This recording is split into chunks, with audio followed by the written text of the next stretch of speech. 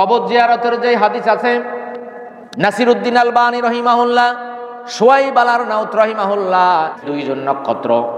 নাসিরউদ্দিন আলবানী একজন, আর শুআইব রহিমাহুল্লাহ উনি হচ্ছেন হানাফি মাযহাবের একজন শায়েখ।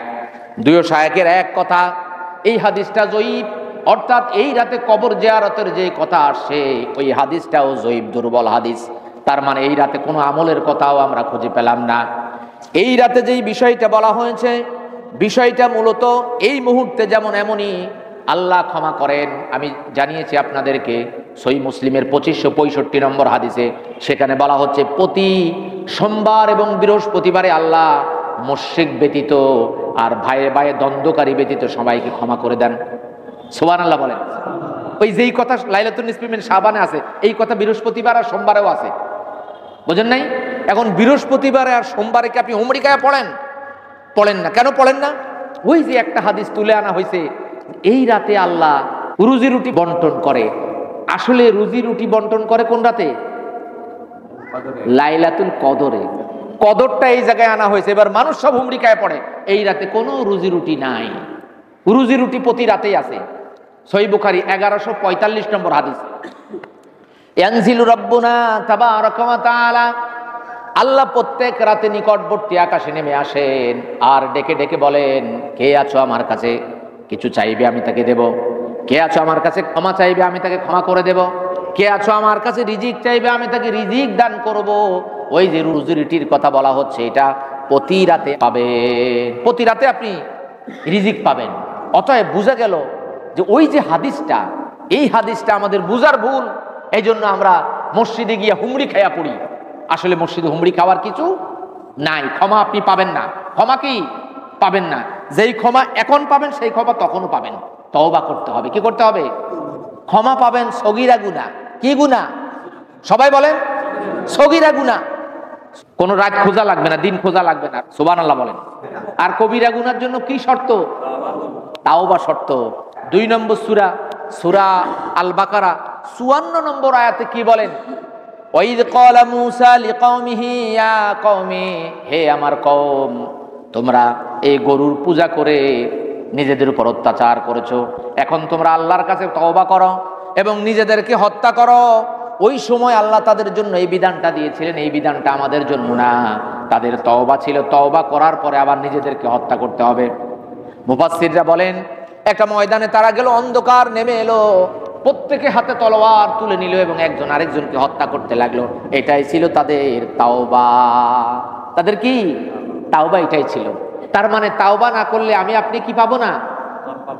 কোনো মাপের সুযোগ নাই।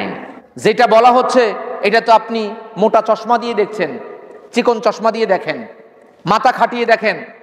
তা আল্লাহ যদি সবাইরে ক্ষমাই করে দেয়, হিংসুক আর মুশরিক ছাড়া, তো পটললতা চুরিয়ালাও তো ক্ষমা পাওয়া গেল, বোনের হক মারাও তো ক্ষমা পাওয়া গেল, মিথ্যা কথা বলা তো ক্ষমা পাওয়া গেল কি না? অত্যাচার অবিচার করছেন, একজনের ঘর জ্বালায় দিয়েছেন, আগুন জ্বালায় দিয়েছেন, আয়না করে নিচ্ছেন, মানুষের হাতে হাত করে দিয়েছেন, বিনা কারণে ক্রস ফায়ার দিচ্ছেন, সবাই তো ক্ষমা পাওয়া যাবে। আছে না? পুলিশ ধরে নিয়ে চলে গেছে, যায়া কইছে কয় মহিউদ্দিন সাহেব এখানে মসজিদে উগ্র উগ্র কথা কয়। মহিউদ্দিন সাহেবের কাছে কিছু অস্ত্রও পাওয়া গেছে। কি পাওয়া গেছে? অস্ত্র পাওয়া গেছে। অনেক সময় দেখা যায় অস্ত্র এদের কাছেই থাকে, আস্তে করে থুইয়া অস্ত্রটা পায়, তাই না? কেউ অস্ত্র পায় না। অস্ত্র পায় কে? হেরা আইলে পুলিশে পাইলে অস্ত্র পায়। অস্ত্রের মামলা দিয়া গেছে। মূল উদ্দেশ্য কি? টাকা আদায়। মহিউদ্দিন সাহেব যদি দেখেন 5 লাখ টাকা দিয়ে দেয়, সাথে সাথে ছাড়া দিবে। তো এই বেটা সবে বরাতের দিন রাত আইছে মাসজিদে হালিল মনিরে, হুজুরে বক্তৃতা দিতেছে, গরম বক্তৃতা, সবাই ক্ষমা পাওয়া যাবেন। হুজুর করে সর্বনাশ, মহিউদ্দিন সাহেবের কাছে 5 লাখ টাকা নিলাম, আমিও তো ক্ষমা পাওয়া যাবো। 5 কেজি জিলাপি নিয়ে হাজির মসজিদে। আছে না নাই? আরেকজন একটা খাসি জবাই করে দিছে, হুজুর আগামীকাল ইনশাল্লাহ একটা গরু জবাই হবে এই তানজিলা গ্রুপের সামনে, এই গরুটা আমরা মুসল্লিদের পক্ষ থেকে দেওয়া হচ্ছে। ইসলাম এত কলঙ্কজনক ধর্ম না। আমাদের দেশের আদালত, এই আদালতেও কি আমার ক্ষমা করবে যে আমি ভাইয়ের হক দিলাম না, বোনের হক দিলাম না, চুরিদারি করে খাইলাম, মহিউদ্দিন সাহেবের কাছে 5 লাখ টাকা নিলাম, আমার কাছে 10 লাখ টাকা নিলাম, আর এবার বিজয় দিবসে আইসা কইলাম যে এটা একটা দেশের ভালো একটা দিন, এই দিনে আমাদেরকে ক্ষমা করে দেওয়া হোক, তো সবাইকে ক্ষমা করে দিলাম, হবে? দেশের আদালতে ক্ষমা করবে না। আর আল্লাহ কি 95 নম্বর সূরা, সূরা 3 8 নম্বর আয়াত, আলাইসাল্লাহু বিআহকামিল আহকামিল হাকিমিন। আল্লাহ কি বিচারকদের মধ্যে সবচাইতে ন্যায়পরায়ণ বিচারক না? অর্থাৎ এমন কোনো বিষয় নাই। আল্লাহ রাব্বুল আলামিন এই যে কিতাব আপনাকে আমাকে দান করবেন কিয়ামতের ময়দানে, 17 নম্বর সূরা বানী ইসরাইল 14 নম্বর আয়াত, ওই কিতাব সবার হাতে দিবেন। আল্লাহ যদি পাঠ করে শোনায়, আপনি অপ্তভাব ভাববেন কি নাকি পাঠ করছে, আমি খাইলাম 5 লাখ, আল্লাহ কইবে 10 লাখ। আল্লাহ বলবেন কিতাব ধরো, কিতাব ধরো, পাঠ করো।